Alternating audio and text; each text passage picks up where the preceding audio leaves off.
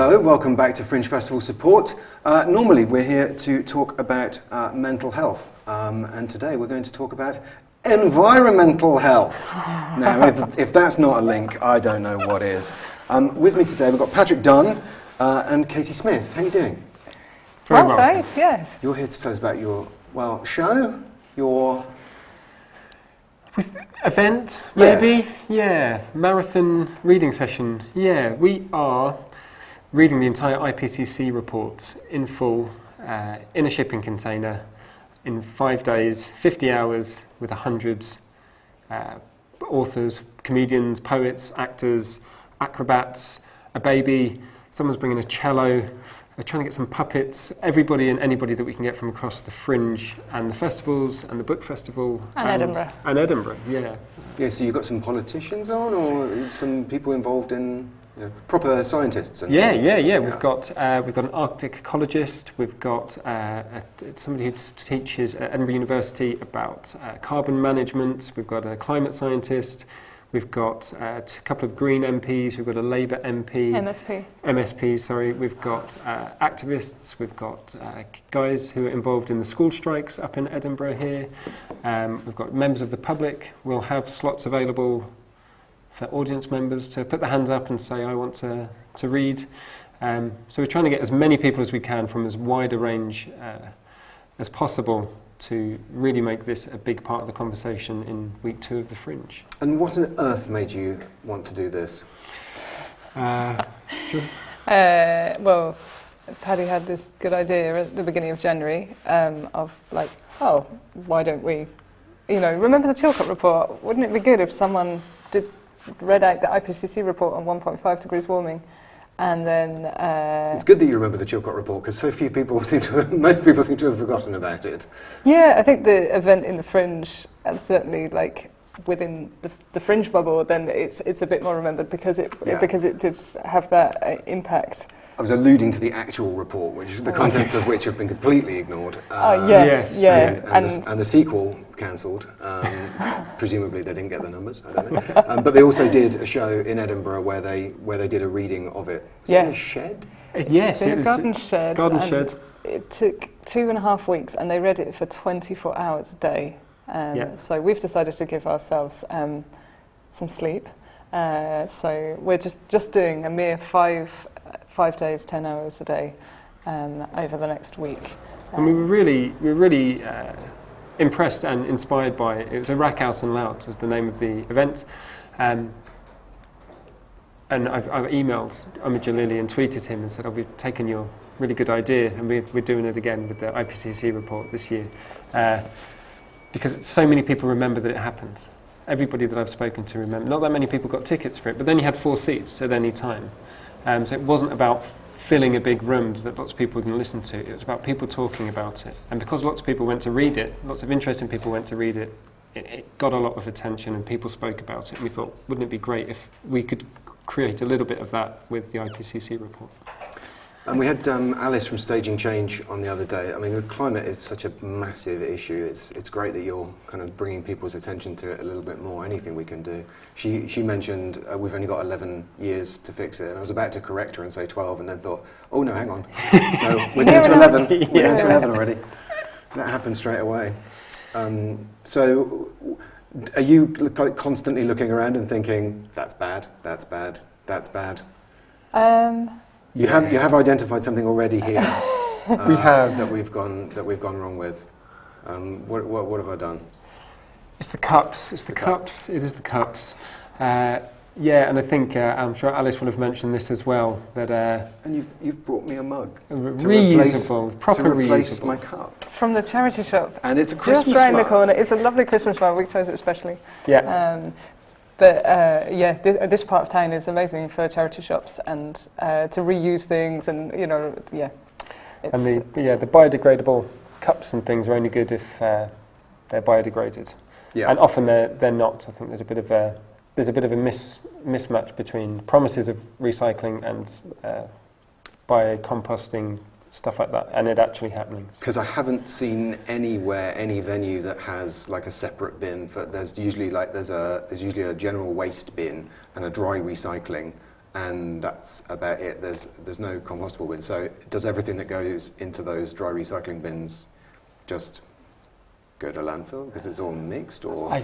I would have thought so. Yeah. I guess if it doesn't get packed into containers and shipped off to Malaysia or Indonesia, it seems to be the new horror stories that's come out in the last few months. So it's not great, unfortunately. So yeah, but you can't go wrong with a second-hand Christmas mug. So. And we were saying the other day, like, people think, oh, climate change is such a big issue. There's no way that like I can like do anything to help. But then, if everybody does a little bit to help, then we're moving in the right direction.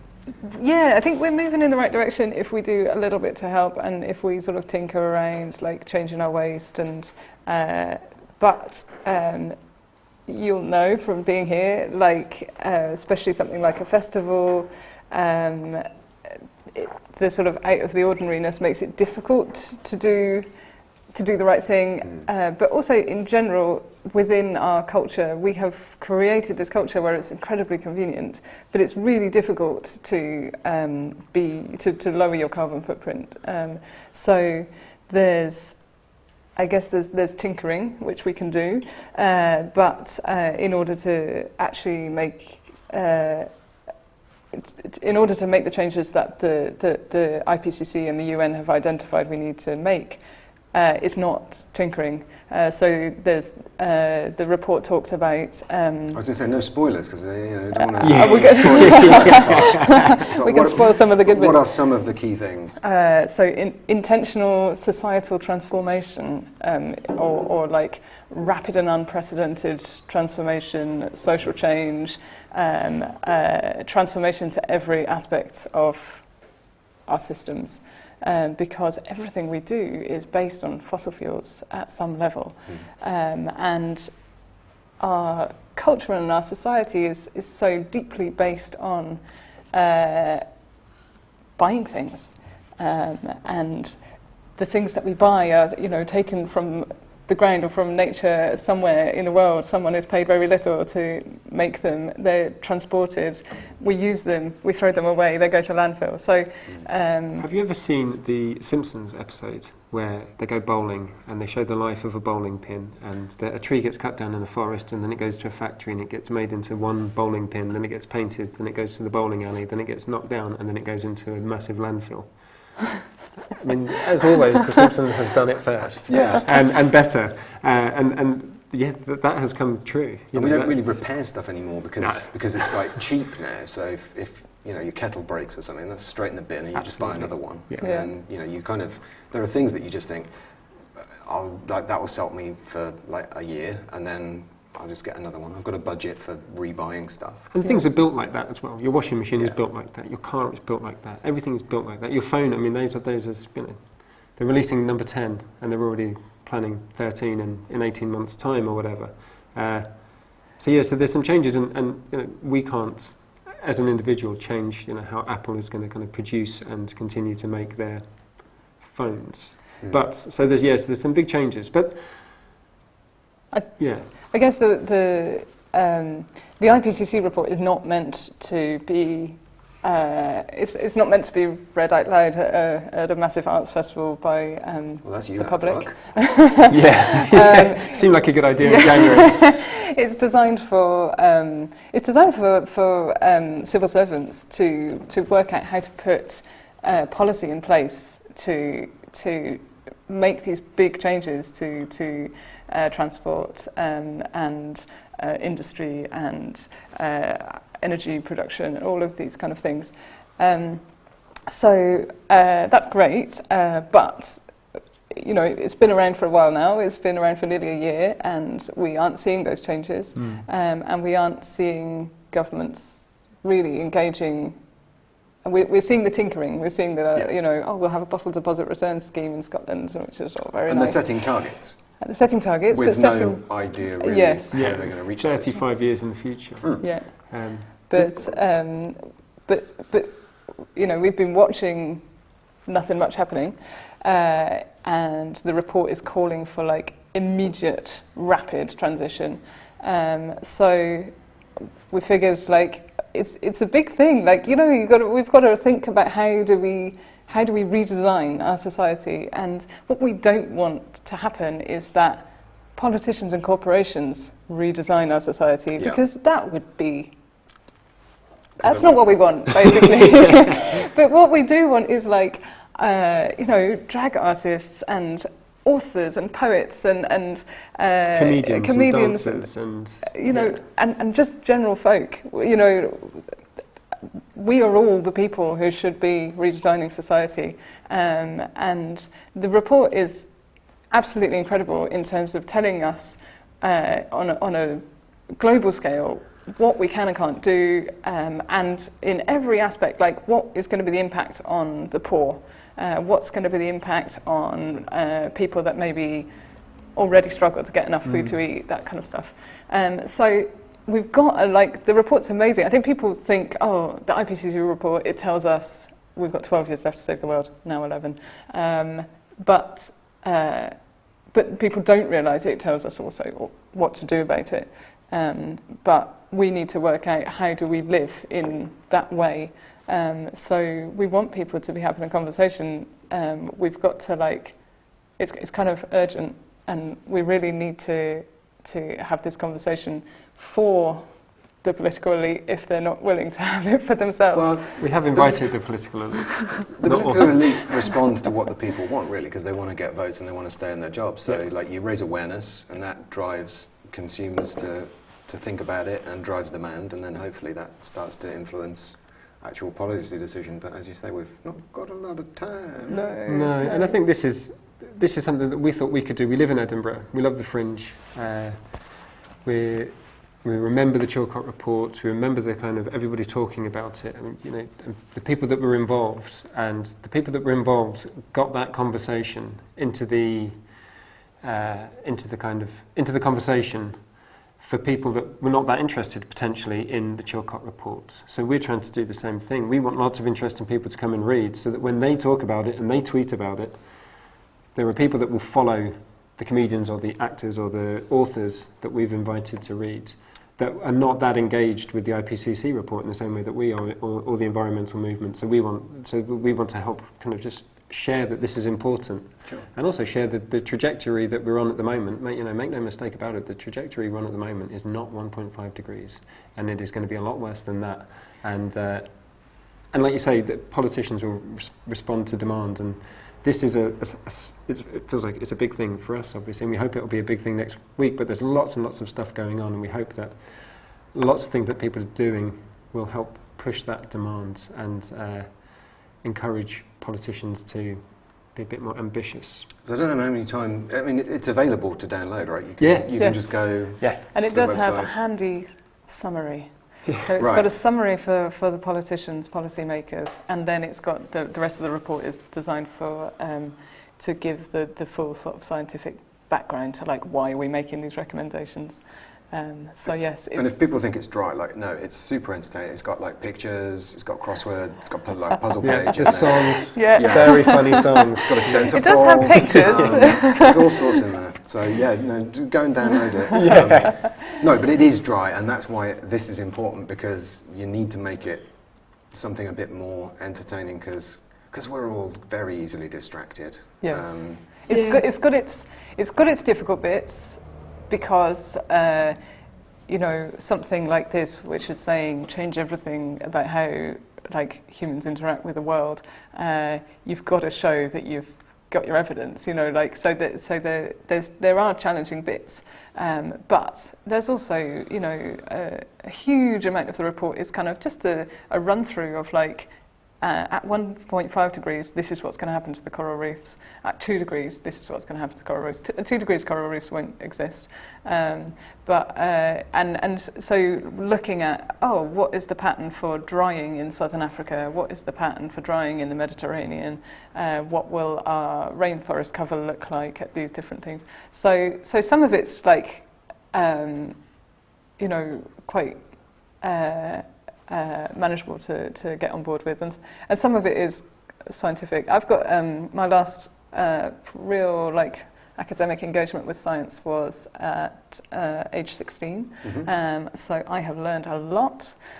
We've split the role really in sorting this out. So my job has been reading the report and making it readable, just taking out this kind of changing the acronyms, taking out the references to papers, and I conveniently have some scientists in my family, so I've been checking things by and learning a huge amount, which has been really fascinating and kind of a bit scary. But in some senses, the IPCC report's quite nice because it's talking about why we should have 1.5 degrees, which is like better than anything we're currently on track for, compared to 2 degrees, which is at the moment that's the Paris Agreement is like aiming for 2 degrees.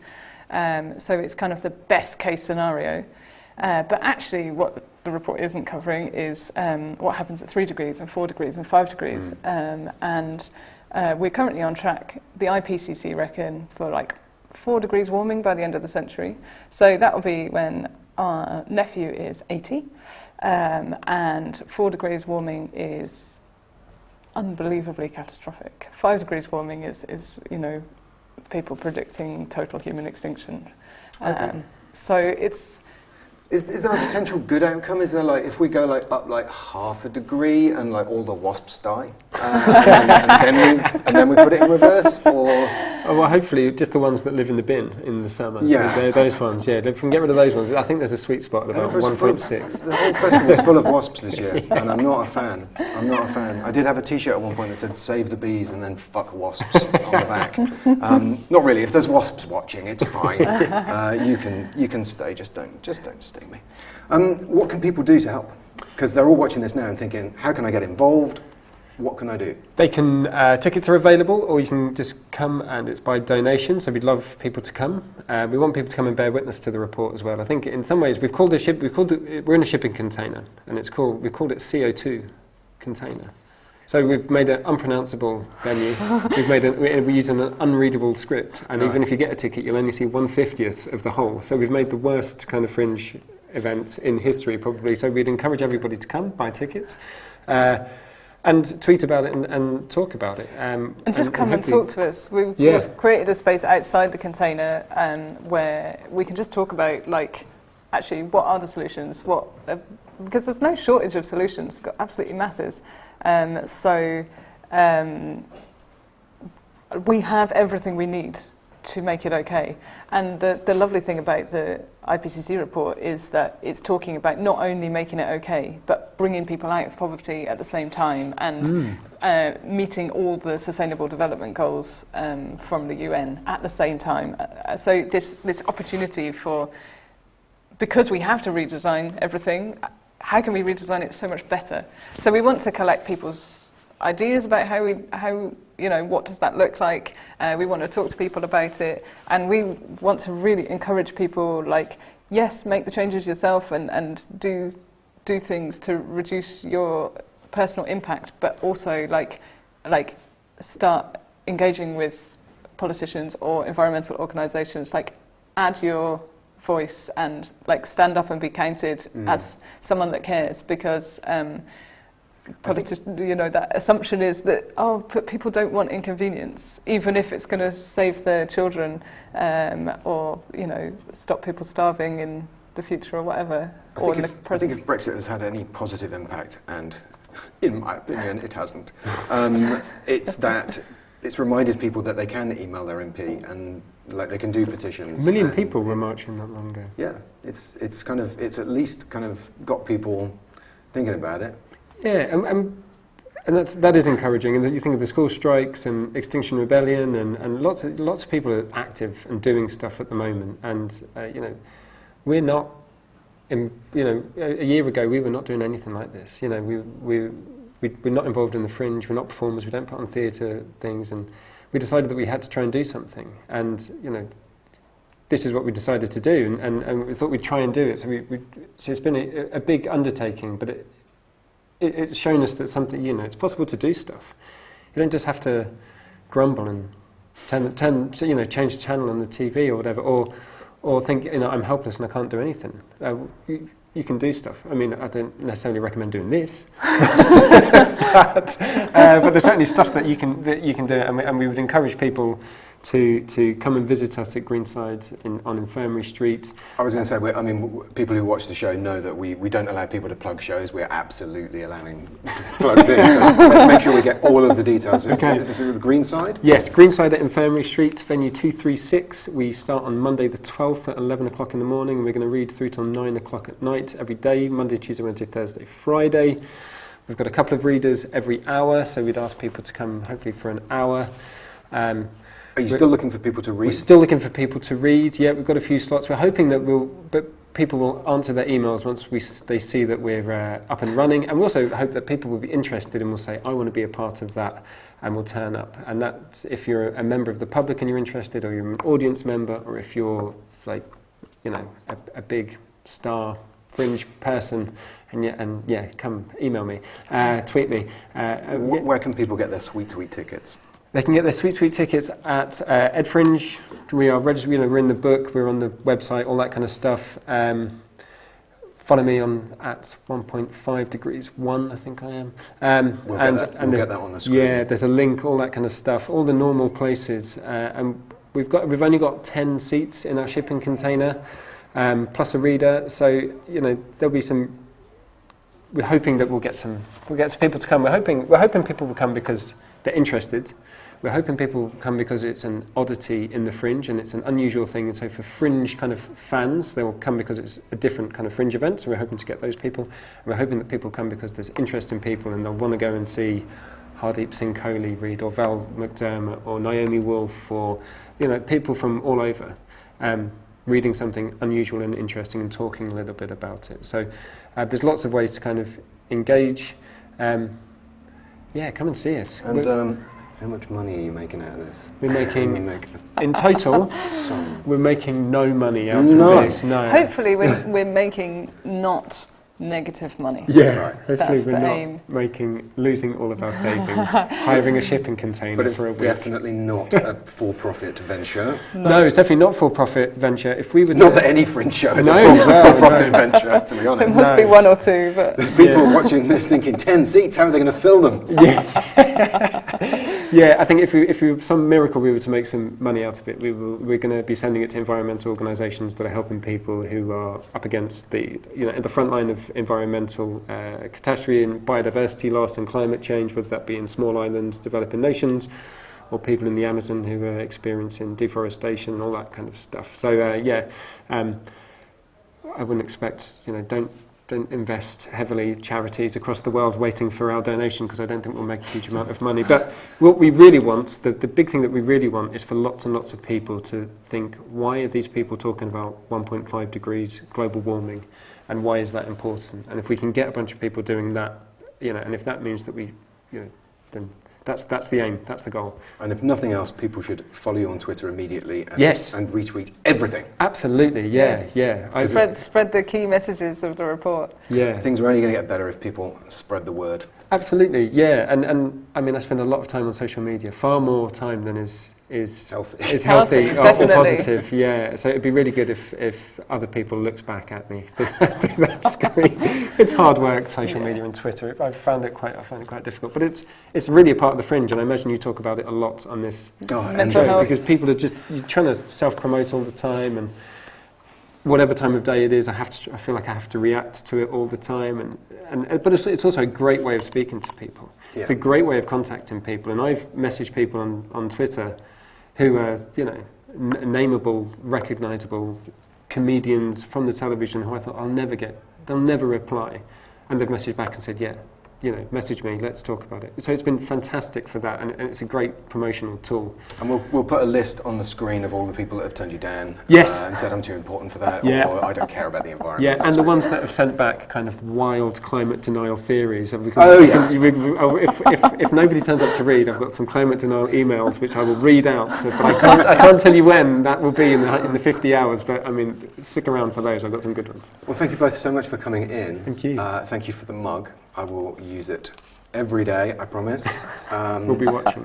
And you're going to come back and tell us how it went, right? Yes. We are And going to come it's back. Going to go fantastically. We fingers crossed. Yeah. Yeah, we hope so. But we're We've really set looking some forward to it. like bars for success, so we're managing our, you know. Katie is managing our expectations. I am managing am our expectations. wildly fluctuating with my expectations. Well, very best of luck with Thank it. you It's a very great much. cause. Thank you. And as I do, go onto the Twitter and follow these guys and share it and turn up. Great. Thanks so much. Thank And you. thank Thank you you. so much. We'll be back again.